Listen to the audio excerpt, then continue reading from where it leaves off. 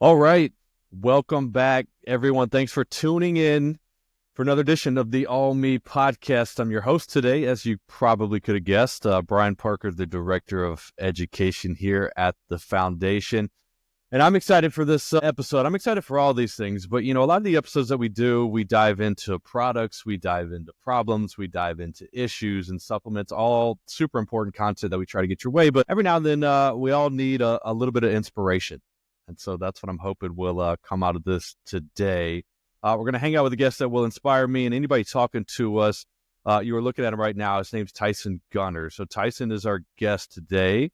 He's a Paralympian. We've had a few Paralympians on the show, and every time we have one, I always leave super inspired. He's an athlete in track and field. He's competed in a few events with impaired vision. He's going to tell you about all of that kind of stuff. He's an accomplished dude. He'll tell you about that as well. I'm going to start with just a thank you, Tyson. Thanks for joining us and telling us your story today. No, I appreciate you guys. I've been following the podcast for, a few months now, and was introduced to it and love what you're doing here and love what the foundation is doing. We'll get into this later on, but I just think that the education or centered around steroid use and avoiding that, and also the potential for positive supplement use is awesome. And so you guys are doing a good job. Keep it up. Well, thank you for that. Thanks for the we're already good friends. We're off to a good start. I appreciate that. Yeah, I mean, I think our end goal is education. It really is. And so when we hear things like that the education has found its way to you and you've kind of heard through some of this, I mean, man, that makes my day alone. And we haven't even started talking about stuff yet. So Yeah. appreciate the notes. Let's kind of dive into your journey a little bit. We're going to get into what you've done now, what you've done as an athlete, and all that kind of good stuff will make up the majority of our conversation. But whenever I talk to somebody, I try to get a little bit of background because it sets the table for the conversation. So let's kick it off there. Tough question for you, but let's try summing up your life story a little bit. Start a little bit at the beginning, like where you're from, anything you think we need to know about young Tyson, maybe like when you started getting into athletics. That's probably a good place for us to kick this off. Yeah, well, I'm not going to tell you where I'm from because it's awesome here. And if everybody finds out, they'll move here. No, fair enough. It's a good call. It's an awful place. Southeast Idaho, McCammon, little town. We're just north of Salt Lake City, couple hours, just south of West Yellowstone, couple hours, just, east of Jackson Hole, a couple hours. So, I mean, couldn't be in a better place for about anything you could ever want in life. And I'll edit that part out. We'll cut out the city name. Don't worry about it. Yeah, that's right. He said you would. No, but I was born with albinism and ocular albinism, so essentially legally blind, which is a technical term. I still have some vision. It's like looking through binoculars backwards. So, people that can at home can try that, or you can imagine that. The youngest of 7 and grew up on a dairy farm, and outside of farming, sports were life for us, and church, right? We're a very religious family, so sports and church and farming. That's what we had. And so from a young age, I watched all my siblings play sports. I got involved in sports and just started off that way. As I got a little older, started to see where my vision was going to hinder me, but I'm stubborn. And so I just kept trying. And then as sports got more competitive, more fast paced, it became evident that there were some sports I was going to have to drop, and track and field became one that I started excelling in and started getting some recognition in. After a couple of years off to go on a church mission, I competed 4 years in college at Idaho State University, go Bengals. And after that, found out, it wasn't until later, but found out that vision impairment was part of the para athletics and para track and field movement. So was able to, in the last 12 years, compete internationally on 8 teams, win a few medals, have a lot of fun, have a lot of really sad and dark moments along the way as well. Probably mostly sad and dark moments, but, a few really good highs. And so, that's kind of my athletic career in a nutshell. Yeah, that's life, man. It throws a lot at you, ups and downs, goods and bads. It's we all go through that, and we appreciate you sharing some of that stuff with us. I was curious, kind of Yeah, when all this kicked in for you, because I'm gonna assume like if you're an athletic guy, like you probably did try a lot of sports, like you said, and I did know that track and field is where you've really made your name, and we'll talk about some of that kind of stuff. What curiosity, as you were talking, like at what age, you said you kind of narrowed it down to track and field. What age did it kick in? Like, okay, you obviously played in college, so you obviously had some gifts in that area. Like, what age were you like, you know what? Like, I actually think I can compete pretty well in this world, in these events. I'm going to focus on that. Because if you got to the college level and beyond, which we'll get to, had to be fairly early that kind of kicked in, like mentally, like, I got a shot here. I mean, I think it was early, if I'm being honest. Like, I Yeah. didn't accept it until probably into high school, but early on, I remember they had like a little summer track meet here every year. And because, I'm the youngest, I had older siblings, a couple of them did college track. And so I was, I don't know, eight or 10 years old, somewhere in there. So every summer I'd do this summer track meet, right? Just little low key deal. But the first one I did, I ran the 100 meters. And if you know how track, there's like a bunch of heats, right? And I won my heat, right? I was so far ahead. I was like, not before I got to the finish line, I turned around and was like looking like, did I start did I like start too early or whatever? Like, where's everybody at? And then, as you know, in track and field, they take to the finals based on time. And so I didn't even pick the finals because, I was so far ahead in my heat, but I stopped and turned around and was like Right. trying to figure out what was going on. And then I didn't make finals, but, ended up getting like second in long jump in that track meet. And so I was like, man, I'm kind of good at this. Right. And it was Yeah. fun. And I had, inspiration. And that was about the time, somewhere in there was the Summer Olympics in Atlanta. And I just watching Michael Johnson run, and obviously the influence from my siblings. So I really had a lot of stuff there, but I loved all the sports. Right. So I didn't really say, oh, track's my thing, but I think because it's an individual sport, that's where I had the most success that I saw, right? I would play like on a team basketball in elementary, or team baseball or soccer, right? And, but really it wasn't till high school that and I don't need to go like super deep into it, but like with my vision, there was a lot of challenges that came along with that, and a lot of frustration and a lot of like social problems. And so when I started to see success, maybe like late in middle school, high school, 8th grade, 9th grade, 10th grade, I started to see success specifically in track. That's when I started to see people like they would come around and like stand around the high jump pit and watch me jump, or they would, go watch me jump in the long jump. It's like, oh man, like people like think I'm cool now. Not that that's what it's about, but like because of my struggles, like that was cool to me. And then Yeah. I started seeing success in competitions. And I remember at track meets, like everybody come watch me jump, and like that was fun for me. Yeah, I'm sure it gave you a little bit of a sense of belonging, maybe a little bit that Yeah, you for weren't, sure. and that makes sense. We all search for that in different places, right? And I'm sure that's like mentally you think back and you're like, well, high school is when this really kicked in. But I also think a lot of athletes don't give themselves credits. Like, and it clicked for you. Like, actually, I was probably good at this before high school. It's just that's when maybe some of the social aspects kicked into it. But yeah, I bet you had some gifts in this area before that. It actually made me think about another question, because I know you've competed in a lot of different events. I know you've had a lot of really good success in the high jump that you just mentioned. And I was kind of thinking through that event. I watched a couple clips of you doing it as well, and I was like, man, I wonder, like, is that a sport that anyone can train for?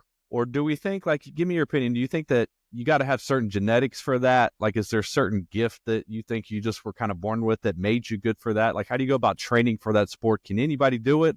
Or did you have a couple things that kind of helped you start that off? I mean, my answer to that is yes, anybody can do it. I coach in high school as well. I help out in high school. And my thing is like, yeah, if we're talking about the elite level, I mean, obviously genetics play a huge role. There's some other factors outside of genetics that play a big role in that. But as far as just going out and competing, anybody, the best thing about track and field over any other sport is you're really competing against yourself, Yeah. right? If you're, I don't care. I tell the kids, like, my goal is, obviously I love the elite kids, but I always say, if you're improving, like, that's my goal. My goal is to help you reach your potential. right? Just like me, my goal for myself and what continues to motivate me is me reaching my potential based on my situation. Because I went through a time when I went from college, because, we're a mid-major university. I was always like, between 8th and 4th in the conference at conference championships, right? So I wasn't the best in the conference. And so when I transitioned over to para-athletics, where, for those that don't know, we compete against people with our specific disabilities, I went from being like, somewhere in the 4th to 8th place range at a mid-major university to one of the best in the world. And I struggled with that because I'm like, I'm really not the best in the world because, there's all these NCAA guys just smoking me, and even when I coach like at high school, sometimes it's hard because, some of the really elite high school kids jump farther than I do or higher than I do or run faster. And so for a while, I really struggled with that. And then it's like, you know what? In my situation, in my, I guess, realm of competition, I am the best in the world. And I've had to have that mind shift. And I think when I talk to other people is anybody can do it. You just have to accept that, like, you're competing against yourself and your specific situation. Yeah, your mindset is a powerful tool for anybody listening, competing in anything or trying to accomplish anything. Like where you're at right here makes a massive difference, right? And I'm sure you did have some moments of imposter syndrome, maybe whatever it might be. And then I like that you are willing to share that and talk about how you kind of came to that and the mindset that you have now. And I'm glad you're coaching and sharing that with others. I think that's a powerful tool. I want to actually pick your coaching brain. Maybe this is a selfish question because I still pretend to be an athlete maybe once a week. I grew up playing basketball because I'm also probably built like you, like 6'6", kind of a thinner, like I'm tall and thin. So that was my sport growing up. And so I still try to play. No, I never tried it. And maybe just no one ever introduced it to me. I was probably built for it, but never did it. It's not too late. They have masters track and field, baby. I know. I got a few age on my knees now that I didn't have back in the day. And well, part of the problem is like, my vertical wasn't where I wanted it to be, but that's probably because I wasn't training it. And I'm thinking about myself now. I'm like, okay, like, yes, I'm a little bit older than I was in high school, but like, let's say I did want to get better at a high jump or just jumping vertical in general. Like, are there exercises that I could work on? Like, well, how do you train your athletes now to just that aspect of it, like the vertical jumping aspect of it? Walk us through like a couple things that anybody could do, including myself, and I'm going to write them down. Yeah. So there's I've been inspired by a lot of different people through my career as an athlete. I've had some great coaches, and then as a coach as well. So I think for me, well, first I'll start where I started gaining like athleticism. I think is back in the day, I'd be so bored in the house, I'd like run around and try to touch the door frames, right? Like, just because there was nothing else to do. I don't know what inspired me to do it. Maybe I saw my siblings do it or whatever. And then when there was some that were different heights. So it's like, I remember when I touched the first one, then it's like, all right, now I got to get the higher one. And then it's like, all right, now I got to get all of my fingers on it. And then I got to get like my palm on it. And then finally I could touch the ceiling. And then, anyway, so I was always just jumping. I wasn't training like officially, but I was just being a kid, like running around, having a good time. And then, so now I've went through the gambit, right? I've went down the rabbit hole of like trying to create all these like super specific training protocols for our athletes, periodization and progressions and all this stuff. And what I came back to and what I do now is like pretty simple, kind of what I did. It's like max effort. His name, Coach Tony Holler. He's a sprint guy, but his whole philosophy is doing the essential stuff. And he has an X Factor type workout. You can look him up on YouTube, but it's really like, 5 to 6 plyometric jumps, maybe 10 reps each, and you're doing them at max effort. And I've found that training that way has helped me, and it's helping our kids. They're fresher, they're not exhausted. And by training fresh and explosive, you become more explosive without injury. Well, I learned a couple things there. Number one, boredom is a good motivator. So like, number two, like whenever I got a few minutes during the day, I'm just going to run around my house and try to jump and touch the ceiling as many times as I can, and we'll see what comes But out of when it. you're our age, you got to get a little more warmed up. You got to put a little more time into being warmed up. Yeah, if I hurt myself, I'm going to send you an email and I'm going to blame you for it. But really, it's like, I mean, I spend more of my time warming up than I do actually doing my training, whether it's the jumping part or the sprinting part. Yeah. Because it's like, we're going to train when we're fresh, we're going to train at our optimal max effort, and we're going to rest a lot. So, Yeah. That makes sense. Well, listen, everything you've done worked. I was digging through, your history a little bit and your accomplishments. I wrote a couple of them down. I don't want to get them wrong. So I'm over here looking at my screen. Silver medalist in high jump, 2013, 2017 World Para Athletics World Championships. I think I got those right. Yes, sir. 2016 Paralympian. I think I got that one Yes, right. sir. Other ones you want to throw out, go for it. But you've competed at the highest levels. When I was looking at that, one of the things that always makes me curious is mindset. I want to go back to that because just the mindset that you've had and willing to share is powerful. So like, let's do this. Pick one of those competitions in your head right now. Like put yourself in that headspace. Tell us what your mindset is maybe that day or leading up to your event. You have a mental process that you go through. Like, is there some tips there that you use that might be helpful for others to hear as well? I learned this from Michael Phelps just within the last few years, and I wish I would have paid more attention to the mental side of things, because physical preparation is obviously important, but mental preparation enhances physical preparation. And I didn't take that as serious. And especially when you get to the elite level and whatever you're competing in and whatever class you're in, when you're in the elite level in your group, the separation between the top 5 or 10 guys or gals is the mental side, right? Yeah.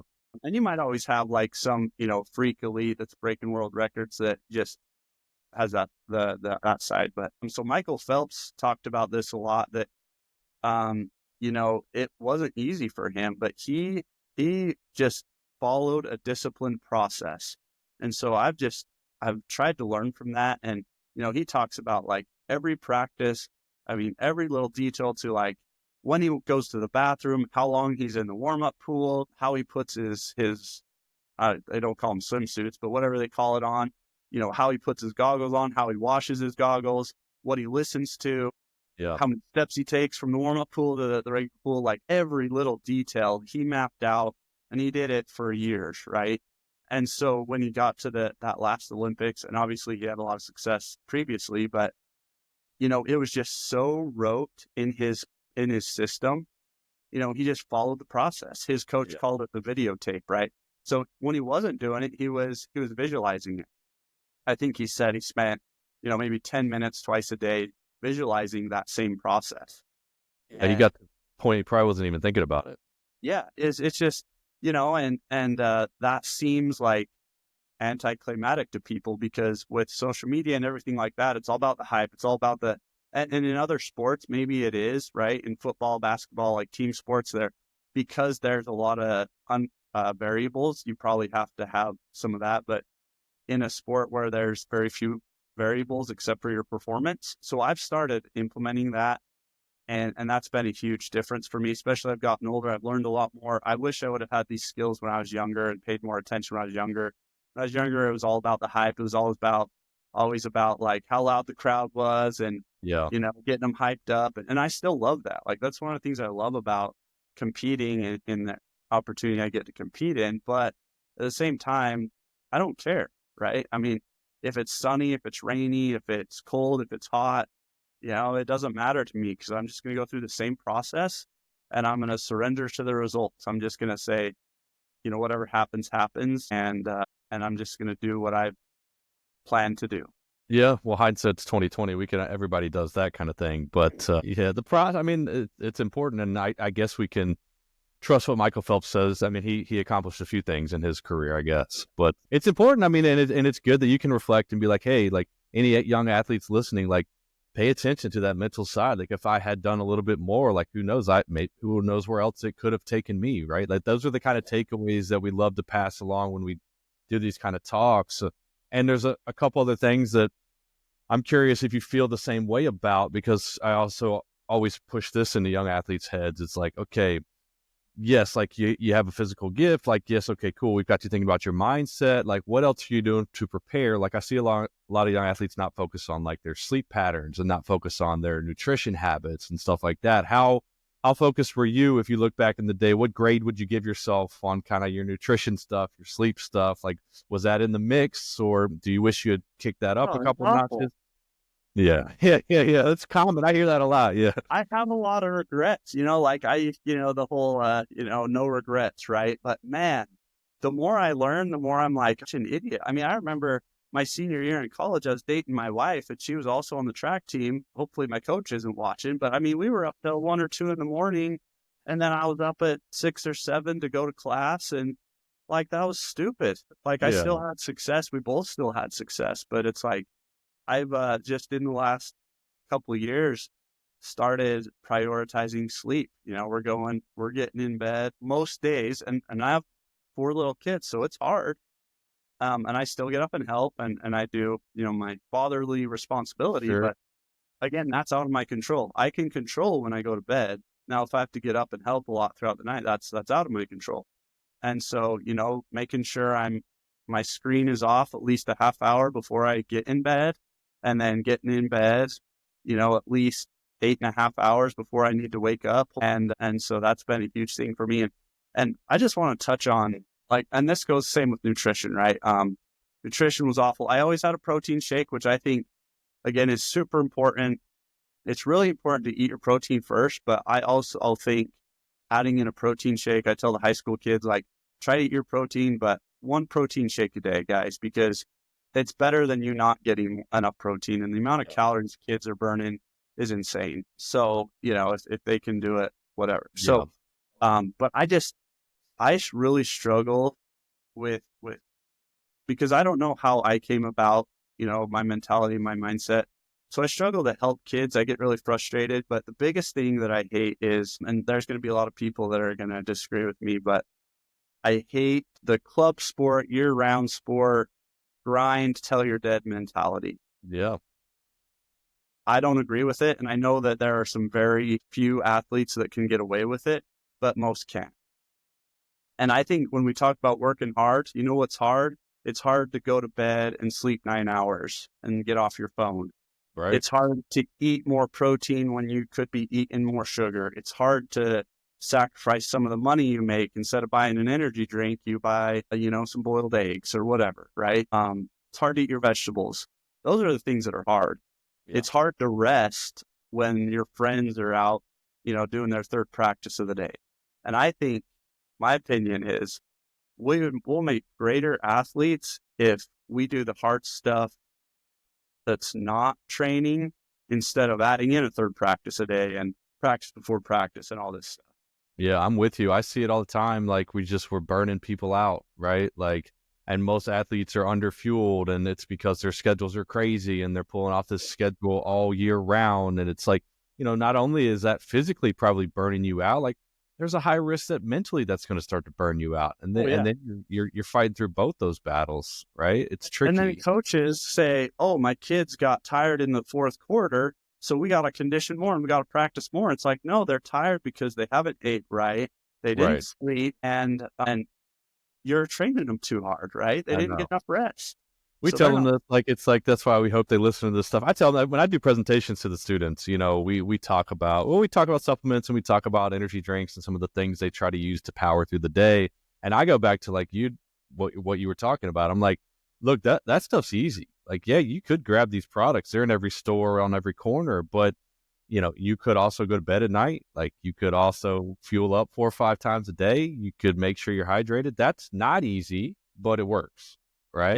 Yeah. And then there's much safer alternatives as well. So it's all like, I don't know why we don't, it seems so simple. And we talk to athletes like you that tell us, hey, I should have been doing this. Like, you should do it. And it still doesn't happen. We still burn ourselves out. And I mean, again, maybe this is a little more wrong the other way, but you still use those as tools, right? I mean, I'm a huge proponent of using caffeine the right way. Yeah. I still sleep right. I don't use it to keep me awake, Well, if I'm up all night with the kid, maybe we'll. Okay, you got 4 kids, man. It's all right. But when it comes to performance, like, and I'm doing a presentation on this at a coach's clinic in a couple of weeks. It's like, yeah, let's use caffeine, but you use it right. And you understand that there is a negative side of it. And if you don't balance it and if you don't use it right, then it's not going to work for you. Yeah, even when we talk about supplements, we're not anti-supplement at all. We're not in the game of trying to tell people not to do it, but people don't think through that process at all. Like, what am I taking? What's the process? Like, how's this going to work in my body? Is there research behind this? Like, how much should I take? You got to do your homework on this stuff. And that's just what doesn't happen. We're a quick fix society. So we grab a product that we think might get us through the day, but we don't know how the supplement industry is set up. We don't really think through what the ingredients are on the back. Like, there's, again, some process that we got to go through. So I'm with you. We certainly don't push people away from supplements. There's a time and a place, especially for athletes that are being as active as they are right now. But it's all part of the attack and all part of the toolkit that you got to have to really fully reach that potential. And it's a lot more simple than people think. And that's, again, why I love what you guys are doing, because, I mean, just personal opinion, I think kids end up turning to steroids because they don't get the effect out of the supplements, because they're not educated on how they're used to use them correctly. Sure. And don't use them correctly because they're not doing the other stuff right. They're not sleeping enough. They're training too hard.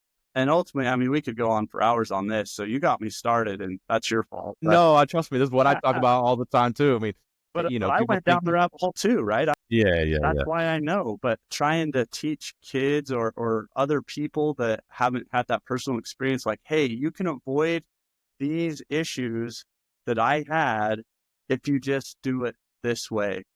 Right. But, learn from our mistakes. That's why we're hanging out right now. Someone's going to tune into this, and they'll hear us. For us, we talk to thousands of students every single year, and I know it's landing. There's a couple things there, a couple people that it's clicking with, and that's what gets us through. That's what right? matters. That's why you're willing to have these conversations. I think it's just all part of what you've learned, and that's what I love giving people, is things that you've learned. There's one other thing that I'm curious about your learning experience in your athletic career, because you've gone on such a different mindset journey, because you've had different things thrown at you. One of the things that was thrown at you, because I know you competed in multiple different events, but that wasn't always your choice. It was because of just events getting taken away or the way things are set up. Because, again, a lot of people may know you from the high jump, but the high jump was taken away. I mean, correct me if I'm wrong. It was taken away in some of these later events. I think ever since 2017, it was taken away from para track and field, right? So that event is gone that you really had been competing in. And so you're like, okay, now I've got to kind of shift my mental focus to things like the long jump or sprinting or whatever it might be. So what is that mindset like when you're like, man, I've been working really hard at this one thing. I'm really starting to get really good at this one thing. Now that's gone. I got to start working on a whole other thing. I'm sure that's tough, but how do you make that switch? How do you take on that challenge? Oh, that's tough. I read a book in high school as part of my senior project called Slaying the Dragon. It was by Michael Johnson, who was one of my idols. And he talked about controlling the controllables and ignoring the uncontrollables. And that didn't click for me till a lot later. But now that I look back, that's kind of what I tried to do. But you're right. So I found out about para track and field, became one of the elites in 2013. Was planning to go to the 2016 games in Rio as a high jumper, and, best in the world, great. Like, all the things that come with that. That's awesome. Sure. And then mid 2014, because the way para athletics works, there's different disability classes. You have your amputees, your wheelchairs. So there's only so much time within the NBC rights and at the stadium and all that. So they have to cut down some events. And so they made the decision to cut out the high jump for my classification, which is 13, visual impairment. And so at that point, it was kind of crushing, right? It's like, I thought first, I was like, after college, I'm done. I, had some success, had some really sad moments. But let's move on to, I thought I wanted to coach in college or coach somewhere. So then I find out oh, now you can compete again. So I go to world championships, get a silver medal, should have won. So even though that was a great experience, it was a very sad experience for me because I didn't, anyway. So I was like, all right, I'm going for the gold now. Then they say it's coming out. So it's this roller coaster of what in the heck is going on, right? Now I have to run the 400 if I want to make the team. So I go from, hey, your mindset, you're dialed in, you're going to, if you do everything right, you'll win the gold medal in the Rio Games, to, hey, you might not even make the team because you're not super great at the 400, right? Thankfully, my Coach Nilsson at Idaho State, against my will, made me run the 4x4 a few times more than I would have liked. So I had experience in the pain cave. Um, I'm a Sure. I'm a lazy jumper, and so that was not fun for me.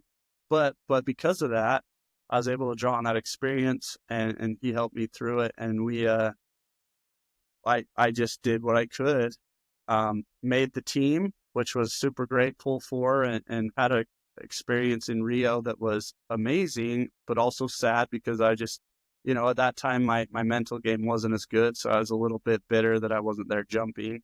But then they say, hey, we're going to try the high jump again in the 2017 World Championships. So I go, compete well, have a good time, do well, get a silver medal. And then the next year they say, hey, we're really going to take it out for good now.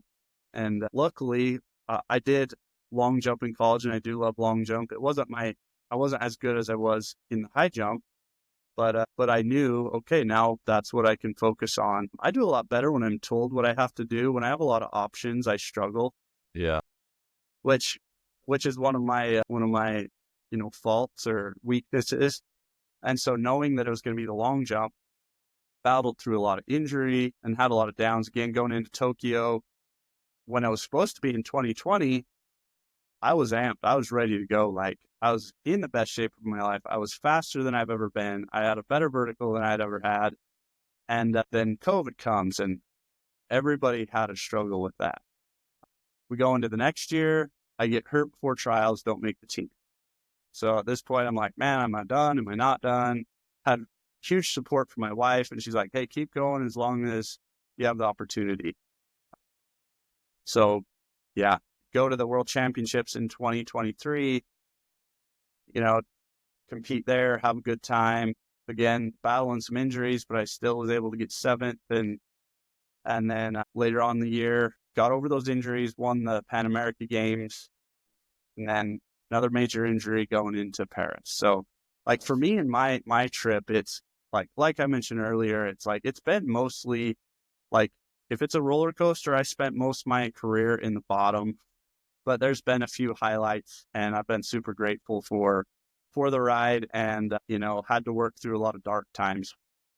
Yeah, well, I think it's admirable that you're willing to talk about them, because I don't think that's actually that rare. I'm sure there's people listening that feel the same, right? Like, it's like, oh, there's so much time down here. Like, I don't even know how I eventually get up here. And if I do, is it worth all this time down here? And, I Oh think yeah, absolutely. you're saying that it is. Just your mindset that I learned about just, watching some of your videos and social media, I think is to be applauded, because you don't shy away from those ups and downs. Sometimes we make it, life all sound like it's great, and a lot of times it is, but there's tough times too. I mean, I'm curious, because you seem willing to open to talk about it as well. Like, how's your journey evolved with just, living with vision impairment itself? Like, I gotta imagine, like, younger times, you're like, oh, some of the same feeling, like sometimes down here, feeling like that's not fair. Like, how has the roller coaster been with that, even beyond athletics? Yeah, that's been a hard. I'll say I've had a ton of good support, right? That helped.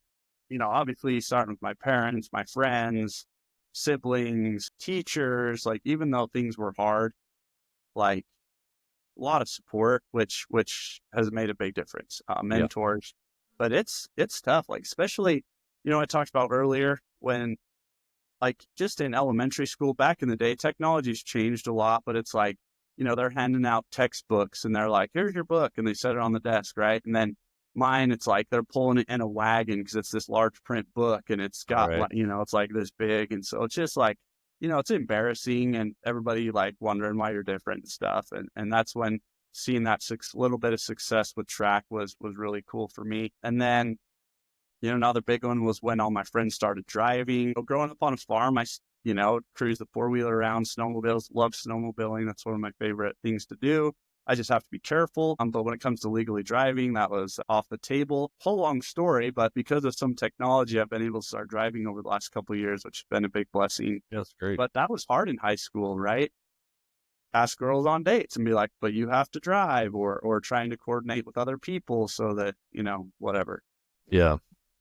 That was I'm sure. Like, then that's just why, again, I applaud you talking about that story, because I mean, I'm just going to assume like there might be one or two people that find this podcast in a similar situation that, feel overwhelmed by that. And I just love that you're willing to say, hey, I was also overwhelmed by that. Like, that's a natural thing. I mean, all of us get overwhelmed by stuff, right? But look, I've also like accomplished all these things at the same time, like that may not feel like it's a possibility for you, but it is if you push through it and realize that you're going to have those downtimes too. Those don't go away for any of us, but it's worth it to go for this stuff, because you never know where it could take you, and look where it takes you. Right. And so I appreciate your willingness to talk about all that. I want to start to wind us down with a couple more like questions that I guess are kind of outside of your competition days. Cause I've talked to several Paralympians. We've interviewed some on this podcast, and I think people don't give them enough credit for everything it takes to be a Paralympian, because,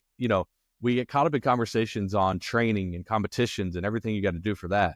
But you got to support yourself on the side, right? There's not a lot of funding going on to athletes in those games. Like, most people have to have day jobs just to be able to get on the track and do what we do. What have you had to do alongside your training and competing to kind of keep yourself afloat? Like, what have you done, and how do you find the time to do both those things? Yeah, that's a good question. And I do have, I made the decision early that I felt like, because, I'm pretty faith-based. And so having a family and all that wouldn't take precedence over, or it would take precedence over, career or track or whatever. Right. But I've and like you said, most of us still have to work in a day job. One thing I've failed at is a social media, right? I wish I could be better at it, but that's just one thing I can't be consistent at. So I'm still failing at things, even though I'm not practicing what I'm preaching, because it's about consistency in the process. Right. Because a lot of athletes have found that they can build a social following and create some income that way. I'm still trying to figure out some way to do that, but I have a marketing degree. I'm a huge fan of business and marketing and small business marketing. So bounced around a lot just to pay the bills. And then we started adding kids. I started realizing, hey, I got to start getting something more serious to support my family, so that it's not just me out there, and at the least so that they can travel to some of these things and experience it. So about 5 years ago, I started working at Black Label Supplements. The owner here had a vision for a supplement company that provided supplements for performance athletes, high quality supplements. And he wanted to do that. And it aligns a lot with what I believe in as far as supplementation as a tool. And we talk about educating on using supplements as part of your nutrition plan, not replacing your nutrition and crappy lifestyles or anything like that. So anyway, I talked to him. I was like, hey, I want to keep competing. So he's super flexible with my schedule, and that's been a huge blessing for me. And it kind of puts everything together, because I can pull from the side of an athlete and the education we get for quality supplementation and nutrition, as well as pull from the sides of marketing that I really love. And then in the nutrition side, which I really fell in love with over the last 8 or 9 years, sports nutrition, being able to pull all that together and be able to work here and run our athlete program, where I can then help other younger athletes that are competitive understand all this stuff, has been a huge blessing. But it's tough, right? I mean, he's a great guy and he's flexible, but you still got to figure out ways to budget. And again, my wife's extremely supportive, and I think it helps that, I get to take her to Europe once in a while, and that's Sure. that keeps her motivated to let me keep Goodwill. doing Yeah, it. you bank some goodwill with that. Yeah. So I've done a lot of little different things here and there, and even thought about doing some mindset workshops like we're talking about. I don't know. I go back to Greg McKeown wrote the book Essentialism, and it's like, there's a lot of good things you can do, but if you try to do them all, you're never going to be good at anything. And so I've really tried to apply that and try to be really good at a couple things and just let other things go. So we'll see where it goes from here. But I've just been blessed to have great employers and great support system at home to help me through the process. Well, you're good at this, man. You're good at just hanging out and talking and being authentic, and that's a crucial skill. You know, like I do presentations all the time, and like if you don't come across as authentic, especially when you're talking to a 15-year-old, good luck. They're not going to listen to a word you say, right? So like, yeah, this is in the mix marketing thing. I feel like we also broke some news in that little thing that you are still going to keep trying to compete. I mean, I know that's always tough to let that go, and it's also tough to keep it going because it involves a lot of training and a lot of time. So I was curious, you know, as they keep pulling these events away and they're like, hey, high jump's never coming back. Like, you're still going to keep this thing rolling? Like, still going to keep the process happening just as long as we can? I mean, you'll compete as long as you can. I still compete on Thursday nights when I play pickup hoops. It's just there's no medals at the end. Right. Right.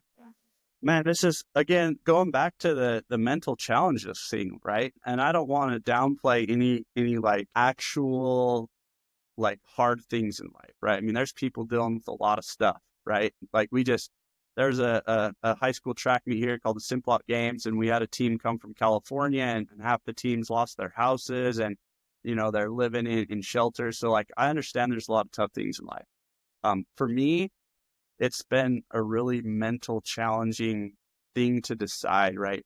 When you're an athlete and you've been able to experience some of the high highs and to be honest, some of the, I wouldn't say publicity, but just like pampering, right? Yeah. I mean, when we go to Europe, it's like, you know, they carry our bags, they give us massages, they feed us, Right. you know, I mean, it's, and I don't want to, I'm a farm boy. I grew up on a farm, so I know how to work hard, but it's like, that's pretty cool, right? Right. Right. I enjoy that. The gear. I love the gear. Everybody likes swag, man. Everybody. Yeah, like, so to give that up has been, because I've been in this situation about 3 times now, going back to 2014 when I thought maybe I had to quit, like I got stopped. And like it puts me in a pretty bad place, honestly, mentally. And then because I was planning and doing really well and going into Paris last year, my plan was, hey, I'm going to retire on top. I'm going to, you know, win a medal and I'm going to be done. And then I pinched some nerves and I didn't follow my own process and I overdid it and caused that injury to get worse. So I didn't make the team. And so kind of where I'm at now is I have this problem of not stopping. I don't know if you're a Rings of Power or Lord of the Rings fan, but in this Seen the movies. Yeah. So the Rings of Power is like an Amazon series based on that. Yeah. Last series, one of the characters, she's chasing this evil guy, right? And she can't stop, even though she's never found him over like hundreds of years. And she just says, I can't stop. And I just feel like I'm kind of in that spot of like, I don't know why, but I just can't stop. But I've also accepted if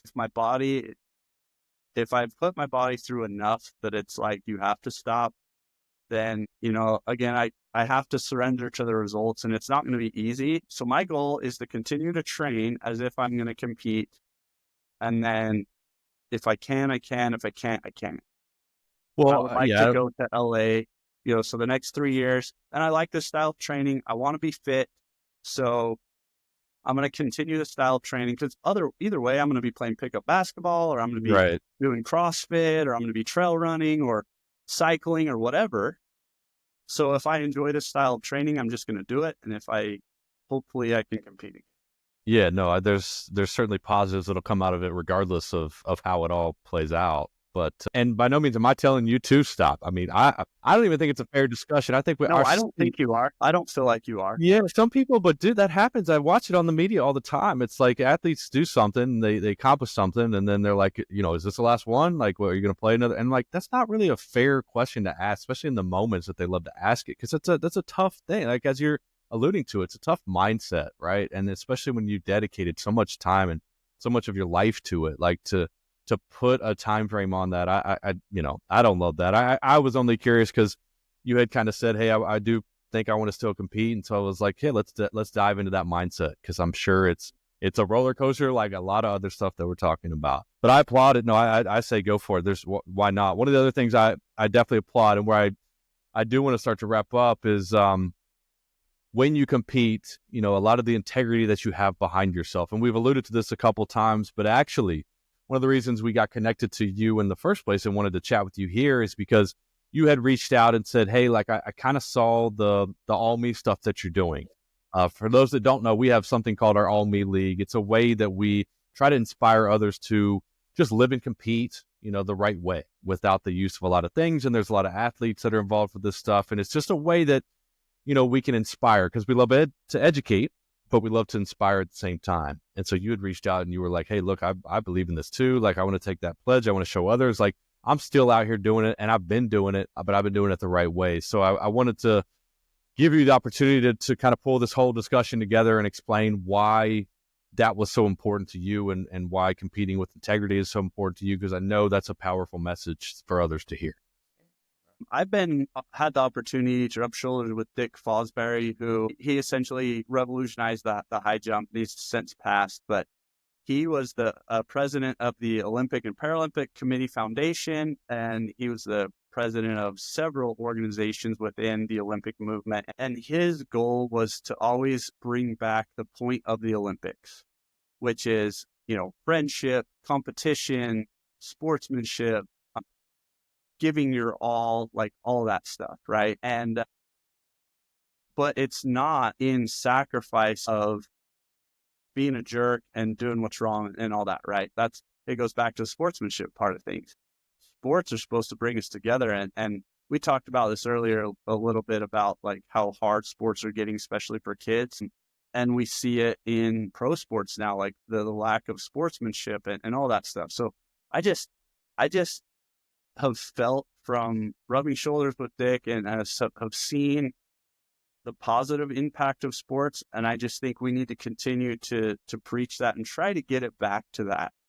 You should compete your hardest. Your competitor should be your enemy in the sense that you're competing against them, but not to the sense that you're going to try to cheat. You want to be clean. And if they beat you fair and square, they beat you fair and square. Whether it comes to your nutrition, right? And the All Me pledge of not taking performance enhancing drugs, even when it's easy to do. There was times when I was hurt and I wasn't on the team or drug tested for 2 years. Like, that could have been an easy time for me to just say, hey, I'm going to do this, but I'm not, even now, right? Like, I've been recovering from this injury, and, with the huge influx in marketing of, and I'm getting too long-winded here, but of certain substances that could kill me. Yeah. Like, in my integrity, if I go out and I get healed and I win a medal, I don't feel good about that. Yeah. Right? How's it going to feel? You got to live with yourself. Yeah. And some people can. And I don't know. I just don't think it's right. I think sports are a great, fun thing for us. And obviously there's money in it, there's prestige in it, but at the end of the day, it's a fun thing to do. If you get to the point where I can't compete again, it's going to be really sad, but it's not worth my integrity to do all these other things to maybe get a little more paycheck or another trip to Europe or whatever. Yeah, I think the key word you use is easy. Like, it could be easy. Like, I tell students all the time, I tell athletes all the time, like, yeah, I get the pressure on your shoulders, right? And I get you want to make a team. I get there's NIL money out there now. Like, I get the pamper. I get all of that stuff. And there are easy solutions, but is it worth it? No. Right? Like, because not only do you got to live with yourself, you're putting your own health at risk. Like, there's so many things on the back end that you're going to look back one day and be like, yeah, I don't know that was the right call. In the moment, it might feel like it is. Yeah. But, and that's the tricky part. That's why we have to educate people on the cost of it. Because if you're just looking at the benefit and you're like, yeah, okay, well, why not? Here's some stuff thrown at me. Here, I can just fix this, do that, heal this. Okay, but what's the cost? The cost is heavy. Even we just don't talk about the cost side of things like we should.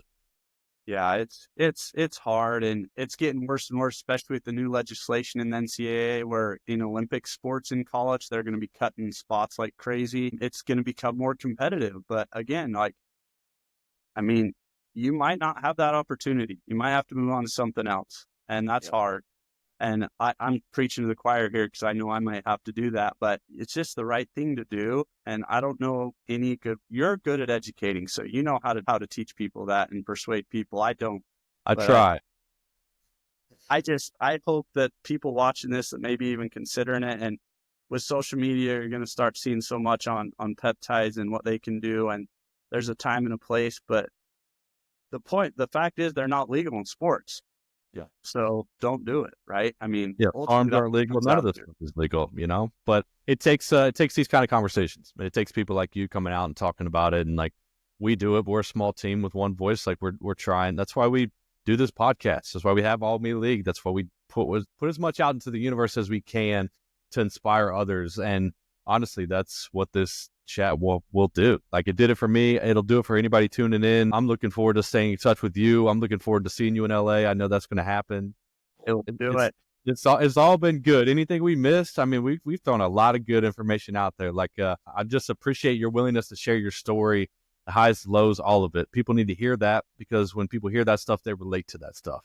And again, when you relate, stuff seeps in, right? And so, thanks for your openness about all of this stuff. I've been inspired. Did I miss anything? Any inspirational quotes you got? You want to leave with us? I mean, this was a great conversation.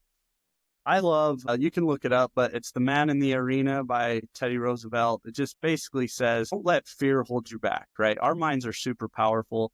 And I mean, they link to our nervous system, which is related to our performance, right? So just don't let fear hold you back. It's better to be the guy that tried and failed than to be the guy sitting in the arena that never tries because they're too scared. There we go. And you can look up that quote or put it on the screen in podcast, whatever. But I think just following the process, being consistent, and not getting too crazy and caught up in all the stuff going on in the world.